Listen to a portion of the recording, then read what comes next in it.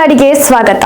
ನಾನು ಸ್ನೇಹ ಬೈಲೂರು. ಈ ದಿನದ ಸುದ್ದಿಗಳು. ಹೆಬ್ರಿ ತಾಲೂಕಿನ ಪ್ರಮುಖ ರಸ್ತೆಗಳಲ್ಲಿ ನೀರಾವರಿ ಯೋಜನೆ ಕಾಮಗಾರಿಗಾಗಿ ಇತ್ತೀಚೆಗೆ ನವೀಕರಿಸಲಾದ ರಸ್ತೆಗಳನ್ನು ಅಗೆದು ಕಾಟಾಚಾರದ ಪ್ಯಾಚ್ ವರ್ಕ್ ನಡೆಸಿರೋದ್ರಿಂದ ಹಲವು ಕಡೆಗಳಲ್ಲಿ ದೊಡ್ಡ ಗಾತ್ರದ ಸ್ಪೀಡ್ ಬ್ರೇಕರ್ಗಳು ಹಾಗೂ ಹೊಂಡಗುಂಡಿಗಳು ನಿರ್ಮಾಣಗೊಂಡಿವೆ.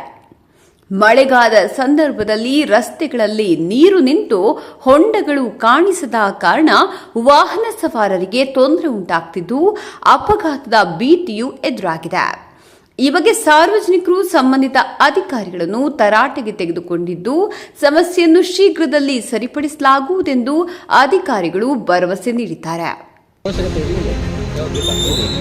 ನೀವು ಇಷ್ಟ ಬಂದ ನೋಡಿ, ಇದೇ ದಿಕ್ಕಲ್ಲಿ 3-4 ಕಡೆ ನೀವು ಪೈಪ್ಲೈನ್ ಮಾಡಿದಾಗ ಅದು ಲೂಸ್ ಆಗುತ್ತೆ. ನಿಮಗೆ ಸಪೋರ್ಟ್ ಮಾಡ್ತಾ ಇದ್ರೆ ಅದರಿಂದ ದೊಡ್ಡ ಸಮಸ್ಯೆ. ಅವ್ರಿಗೆ ರಸ್ತೆ ಹೋದ್ರೆ ಜನಗಳ ಹಣ, ಜನಗಳ ರಸ್ತೆ ಅವ್ರಿಗೆ ಒಳ್ಳೆ